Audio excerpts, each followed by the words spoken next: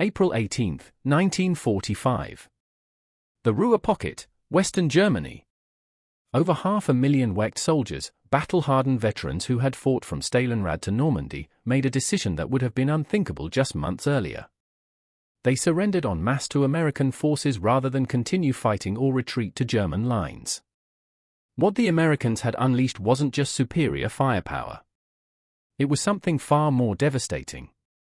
A systematic approach to warfare that made resistance not just futile but irrational. April 4, 1945, 0600 hours east bank of the Rhine River Lippert sector. The encirclement was complete. Field Marshal Walter Model, commander of Army Group B, stood in his provisional headquarters, studying maps that told an impossible story. In just 12 days, American armored spearheads had achieved what German military doctrine considered operationally impossible. The complete encirclement of an entire army group, 325,000 combat troops, plus supporting units, supply personnel, and stragglers, bringing the total to over 430,000 men trapped in a pocket roughly 50 m wide. But the numbers themselves weren't what made this moment unprecedented in military history. German forces had been encircled before at Stalingrad, at Filzed, at countless smaller engagements across the eastern and western fronts. What made the RER pocket different was what happened next, or rather what didn't happen. There would be no desperate breakout attempts, no suicidal last stands, no fanatical resistance to the last bullet. Instead, over the next 2 weeks, the largest mass surrender in Western Front history would unfold, and it would reveal something that terrified the German High Command more than any weapon. Their soldiers had stopped believing in resistance. The Americans called their approach vertical envelopment. But that clinical term masked a revolution in combined arms warfare that had been perfected over 3 years of combat from North Africa to the Rhine. Major General J.I.T.O.N. Collins, commanding 7th Corps, had developed a system of warfare that didn't just defeat German positions, it made defending them psychologically impossible. The German soldiers trapped in the Ruhr had been told for years that American forces were soft, inexperienced, reliant on material superiority rather than fighting skill. They had been assured that German tactical excellence and superior willpower would overcome American industrial might. Army Group B contained veterans of the Eastern Front, men who had survived Kursk and Kiev, soldiers who knew how to fight in encirclements and had broken out before. Yet within days of the pocket's formation, entire divisions were surrendering without firing a shot.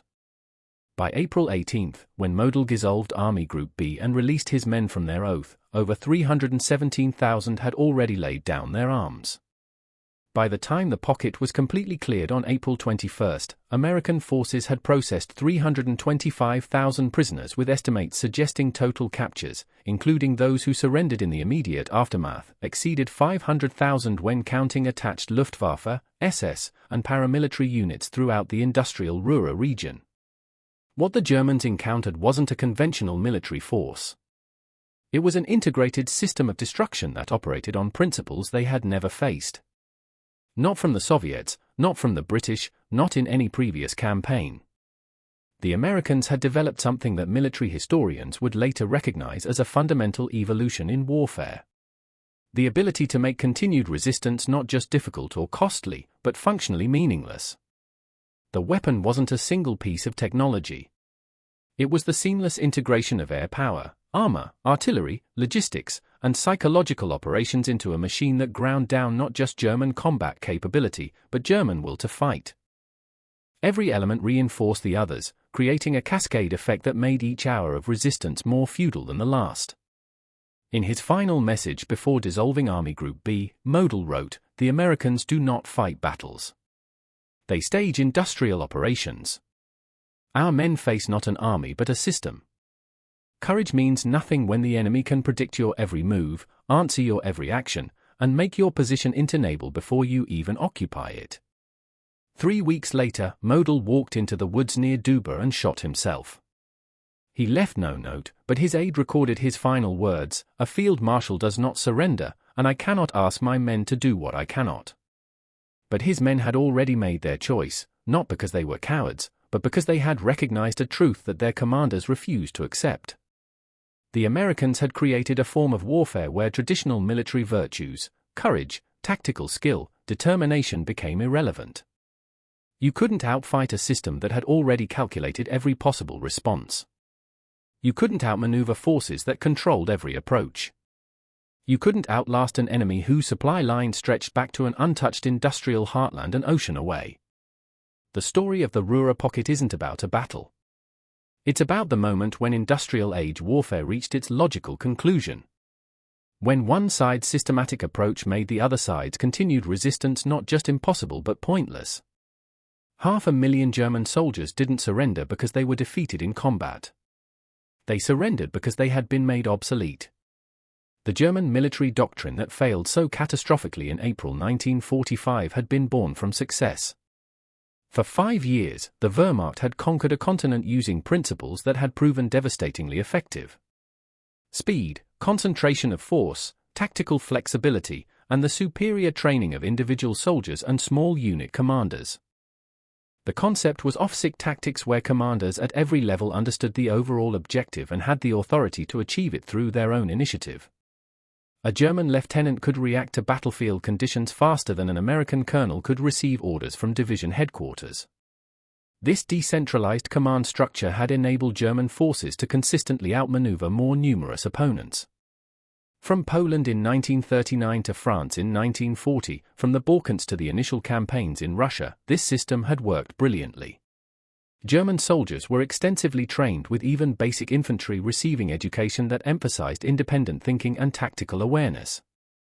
A German squad leader had more authority and training than many Allied platoon commanders. This created a military culture where small groups of men could achieve disproportionate results through superior skill and initiative. By 1943, despite mounting losses and strategic setbacks, German tactical doctrine still produced impressive results. At Kasserine Pass in February 1943, relatively small German forces had inflicted humiliating defeats on American units in their first major engagement. The Germans had demonstrated that even when outnumbered and outgunned, superior tactics and veteran leadership could overcome material disadvantages. General Dwight D. Eisenhower, commanding Allied forces in North Africa, had been forced to restructure American training and doctrine after Kasserine. The lessons were painful but clear. American forces needed fundamental changes in how they approached combat. Raw courage and industrial output weren't enough against an enemy who could consistently outthink and outmaneuver them at the tactical level. But the Germans had made a critical miscalculation. They assumed that warfare would continue to be decided by these tactical engagements, that battles would be won by better trained soldiers making better decisions in individual firefights. They believed that as long as German tactical excellence remained superior, they could offset American material advantages. What they failed to understand was that the Americans weren't trying to win tactical engagements. They were building a system that would make tactical excellence irrelevant. Between 1943 and 1945, the United States military underwent a transformation that had no parallel in military history. It wasn't about creating better individual soldiers, though American training did improve significantly. It was about creating an integrated system where individual tactical decisions mattered less than systematic operational superiority. The scale of American logistical preparation was something the German military couldn't conceptualize. By early 1945, American forces in Western Europe were supported by a supply network that delivered 26,000 tons of supplies daily. Every American division crossing the Rhine had artillery support that could deliver more tonnage in an hour than an entire German corps could fire in a day. But logistics alone don't explain the psychological collapse. The Soviets had enormous material superiority on the Eastern Front. Yet German forces continued fighting with desperate determination even in hopeless situations. At Budapest, German and Hungarian forces held out for 50 days in a siege that ended in near total annihilation. At Breslau, the garrison fought for 82 days, continuing resistance even after Hitler's death. Against the Americans, that same determination evaporated. The difference wasn't firepower. It was predictability and inevitability. American doctrine had evolved into something the Germans called material Schlacht, material battle. But that term didn't capture what made it psychologically devastating. The Americans had developed a systematic approach where every German action triggered a predetermined overwhelming response. artillery observers called in fire missions within minutes. Air support appeared within an hour. Tank columns maneuvered to cut off withdrawal routes before German commanders even realized their positions were compromised. It wasn't that Americans predicted German moves through intelligence or brilliant generalship. They simply had enough resources to prepare for every possibility simultaneously. Colonel General Alfred Jodl, operations chief of the German Armed Forces High Command, wrote in his diary in March 1945, "Against the Americans, our tactical doctrine has become a prison. Every principle that served us well against the Poles, French, and even Soviets now works against us. Our flexibility means nothing when the enemy has prepared responses to every option. Our initiative is meaningless when every action triggers overwhelming retaliation. We are fighting an opponent who doesn't need to outthink us. They've made thinking irrelevant." This was the context that Army Group B entered when American forces crossed the Rhine. They brought tactical excellence, veteran leadership, and determination to a fight where none of those qualities mattered anymore. They were prepared for a battle. What they encountered was an industrial process designed to make battle impossible. The German defensive preparations in the Ruhr represented the culmination of 5 years of hard-won tactical knowledge. Army Group B wasn't a collection of green recruits or demoralized garrison troops. It contained the 116th Panzer Division, veterans of the Normandy campaign. The 3rd Panzer Grenadier Division, which had fought through Italy and France. The 338th Infantry Division, survivors of the Eastern Front. These weren't men who broke easily. General Gunther Blumenred, commanding 1st Parachute Army within the pocket, had personally overseen defensive preparations throughout January and February 1945. His planning documents captured after the surrender revealed meticulous attention to lessons learned from 3 years of retreat. Every position had been sighted with interlocking fields of fire. Every bridge had demolition charges. Every crossroad had been pre-registered for artillery. Every likely American approach had prepared defensive positions. The Ruhr industrial region itself provided natural advantages. The area contained over 4,000 factories, countless mine shafts, and urban areas perfect for defensive warfare. The terrain was broken by rivers, canals, and industrial complexes that channeled any attacking force into predictable routes. German engineers had spent months preparing positions that would turn each factory, each urban block, each river crossing into a killing ground. Intelligence assessments captured from German divisional headquarters showed they understood American capabilities. They knew about American artillery superiority. Their doctrine called for immediate dispersal when American forward observers were spotted. They knew about American air power. They planned operations during bad weather and prepared covered positions. They knew about American armor tactics. They prepared anti-tank positions in depth with carefully planned withdrawal routes. What made German commanders confident wasn't ignorance of American strength. It was faith in proven defensive doctrine. The Manual for Positional Defense, refined through years of combat, dictated that a properly prepared defensive position held by determined troops could exact casualties of 3 to 5 attackers for every defender lost. The mathematics seemed simple. Even if Americans had 3:1 superiority, attacking into prepared defenses should produce unsustainable casualties. Lieutenant General Fritz Berlin, commanding LI Corps, had survived North Africa, Normandy, and the Ardennes offensive. His after-action reports consistently emphasized the same principle. American forces would attack until casualties became politically unacceptable, then pause to reorganize.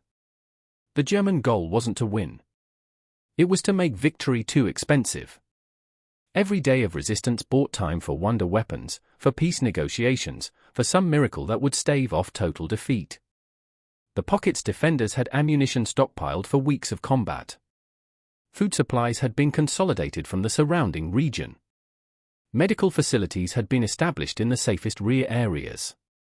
Communications networks linked every major position.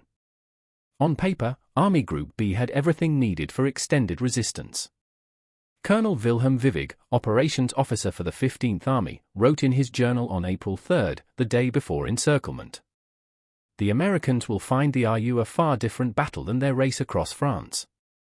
Here we fight from prepared positions with our backs to our homeland. Here, their speed means nothing. They must come to us and we will make them pay in blood for every kilometer. We have studied their methods. We know their patterns. We are ready. But every assumption in German planning contained a fatal flaw. They had prepared for a battle. They had calculated for combat where tactical decisions mattered, where terrain provided advantage, where determination and skill could offset material inferiority. They had built a fortress designed to withstand siege warfare as understood by military tradition stretching back centuries. What they couldn't prepare for was an opponent who had evolved beyond battle entirely. The Americans hadn't come to fight for the ruler. They had come to process it. And the difference between those two concepts, fighting versus processing, would become clear within hours of the encirclement's completion. And once German soldiers understood that difference, their carefully prepared defenses would become not fortresses but prisons. What the Americans deployed against the Ruhr pocket wasn't a secret weapon or revolutionary technology. It was something far more devastating. Systematic operational integration refined into a doctrine that military historians would later call synchronized warfare. The innovation wasn't in any single element. It was in how every element functioned as parts of a single mechanism. The concept had been developed by Lieutenant General Omar Bradley's 12th Army Group staff during the winter of 1944. Operations Officer Brigadier General Truman Forson had created what he called the Red Bull system, a coordinated methodology where intelligence, artillery, air power, armor, and logistics operated on synchronized timelines that made German tactical responses predictable and therefore exploitable. April 5, 1945. 0830 hours. First full day of the encirclement. The system activated. American P-38 Lightning reconnaissance aircraft began flying a grid pattern over the entire pocket at precisely timed intervals. Every camera pass was numbered and catalogued. Photo interpreters at EX Tactical Air Command Headquarters received developed film within 2 hours of each mission. They weren't looking for tanks or troop concentrations.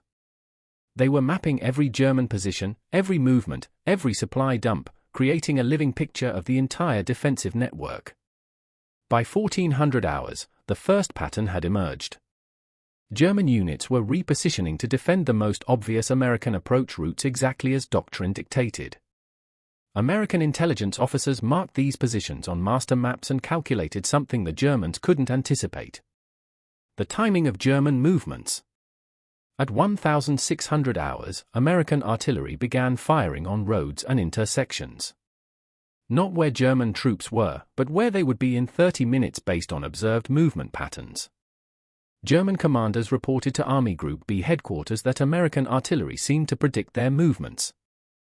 They adjusted, moving at different times, using different routes. American photo reconnaissance documented the changes. Artillery adjusted accordingly. The psychological impact was immediate. German after-action reports from those first days repeatedly used the word uncanny. American fire seemed to anticipate every movement. Units that repositioned at night found themselves under artillery fire at their new locations within hours. Supply columns that changed routes discovered American fighter bombers waiting at alternate crossroads. It wasn't intelligence superiority. It was systematic observation creating predictive patterns. Colonel Edwin Luther, commanding artillery for 7th Corps, had developed the time-on-target method to devastating perfection. When American observers identified a worthwhile target, Luther's system coordinated multiple artillery battalions firing from different locations, timing shells to impact simultaneously. A German position might see a single ranging shot. Calculate they had minutes before the main bombardment and attempt to displace only to have dozens of shells from 6 different directions arrive within a 5-second window. The scale of American artillery was something German veterans couldn't process. The 3rd Armored Division alone had dedicated artillery support equivalent to what the entire Wehrmacht army in the pocket could deploy. When 7th Corps called for corps-level artillery support, over 300 guns could fire coordinated missions.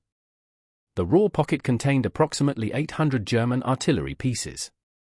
But inadequate ammunition and constant counter-battery fire meant fewer than 200 could fire at any given time. But artillery was merely the anvil. The hammer was operational tempo. American armored columns didn't attack German positions. They bypassed them. Using radio communications and aerial reconnaissance, American commanders identified gaps in German lines within hours of their formation. Tank columns would exploit these gaps before German reserves could respond, cutting off entire units from supply and communication. The 2nd Armored Division demonstrated this on April 7. Reconnaissance identified a 4 km gap in German lines southeast of Hamm. Within 3 hours, Combat Command A had pushed an entire armored column through the gap, advanced 15 kilometers, and blocked the main supply route for 2 German divisions. The encircled German forces discovered they were cut off only when supply convoys failed to arrive. By then, American forces had established blocking positions too strong to break without a major counterattack, and attack German forces no longer had the fuel or coordination to mount. What made this psychologically devastating wasn't just the encirclement, it was the timing. German tactical doctrine emphasized rapid response to developing situations, but American operational tempo moved faster than German decision cycles. By the time German commanders identified a problem, communicated orders, and began executing responses, American forces had already advanced to the next phase. Lieutenant Carl Godem, operations officer for the 116th Panzer Division, wrote in his journal on April 9, "We are always responding to situations that have already changed. Our commanders make correct decisions for circumstances that no longer exist. By the time orders reach forward units, the Americans have moved and the orders are obsolete. We are fighting yesterday's battle while they are already positioning for tomorrow's." The system wasn't perfect. American units still faced fierce resistance at key points, still took casualties, still encountered situations where German tactical skill created local advantages. But those tactical victories meant nothing within the larger operational framework. A German company might successfully defend a crossroads for 6 hours, inflicting casualties on American attacking units, only to discover American forces had already bypassed the position entirely and cut off their withdrawal route. April 12, 1945, the cascade began in earnest. What started as tactical defeats transformed into systemic collapse within the German command structure.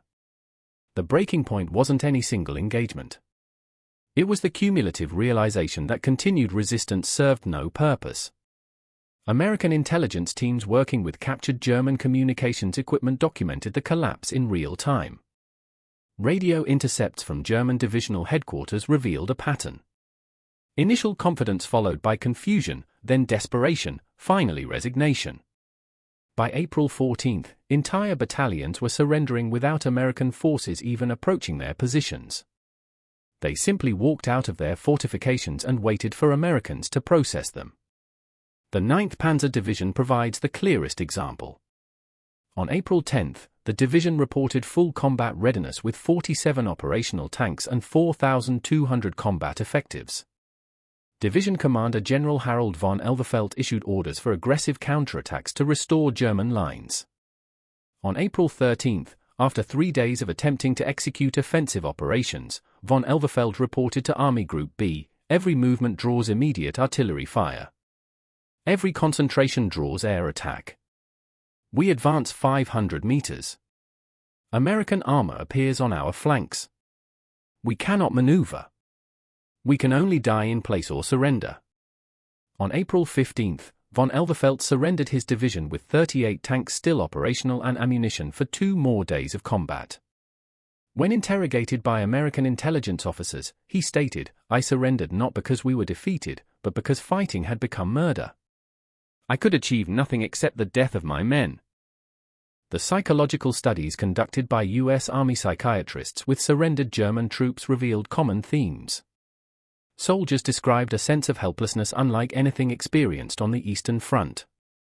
Against the Soviets, individual courage and tactical skill could change local situations.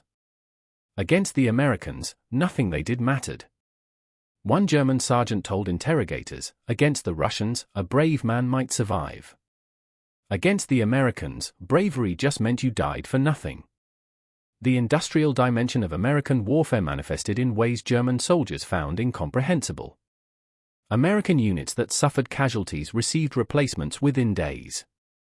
Equipment losses were replaced overnight. Ammunition expenditure that would have crippled a German division for weeks was considered routine by American standards. The 3rd Armored Division fired more artillery shells on April 13 than the entire German pocket fired during the entire week. But the most psychologically devastating aspect wasn't material superiority. It was the methodical inevitability. American forces advanced on predictable schedules. They moved forward exactly as far as their supply lines would support, then paused to consolidate. They didn't rush, didn't take unnecessary risks, didn't provide opportunities for German counterattacks. They simply ground forward like a machine, impersonal and unstoppable. German soldiers began calling it Volt's steamroller war. There was no glory in it, no opportunity for heroism, no way for courage or skill to matter. You couldn't ambush a steamroller. You couldn't outmaneuver it. You could only wait for it to reach you and then be crushed or step aside. By April 16, American forces had processed over 150,000 prisoners. The supplied infrastructure for handling surrenders became as sophisticated as combat operations. Prisoner processing stations operated on assembly line principles. German soldiers were disarmed, documented, given food and water, and moved to rear areas within hours. The efficiency itself was demoralizing. Americans handled the surrender of entire divisions with the same systematic efficiency they applied to combat. Field Marshal Model's headquarters maintained communication until April 17. His final operational orders revealed a commander who understood the situation completely but couldn't bring himself to accept it. He authorized unit commanders to surrender if they judged continued resistance pointless, effectively dissolving his command while refusing to formally capitulate himself. On April 21, the last organized German resistance in the pocket ceased. Final prisoner counts exceeded 325,000, the largest mass surrender in Western Front history. American casualties during the entire operation, 10,000 wounded, 2,000 killed. German casualties, approximately 10,000 killed in combat, the rest captured. The casualty ratio, normally favoring defenders in prepared positions, had been completely inverted. The Eastern Front provided brutal context. In the Kulin pocket, 200,000 German soldiers held out against Soviet forces until the war's end, suffering over 150,000 casualties, but never surrendering in mass. In the Hilligen-Beil pocket, German forces fought for 2 months with 80% casualties before final Soviet victory. Against the Soviets, Germans fought to literal annihilation. Against the Americans, they chose survival. Post-war studies by both American and German military historians identified the Ruhr pocket as the moment when industrial warfare reached its logical conclusion. The Americans had created a system where human factors, courage, leadership, tactical skill became operationally irrelevant, not because German soldiers lacked these qualities, but because the American system had evolved beyond the level where those qualities could influence outcomes. General Eisenhower's report to the Combined Chiefs of Staff stated, the RUR operation demonstrated that properly applied industrial-age warfare can achieve decisive results with minimal friendly casualties. The key is systematic integration of all combat arms operating at a tempo that prevents enemy response. The 500,000 German soldiers who surrendered rather than face continued combat hadn't been defeated in battle. They had been made obsolete by a form of warfare that didn't require defeating them, only processing them. The distinction marked the end of warfare as previous generations had understood.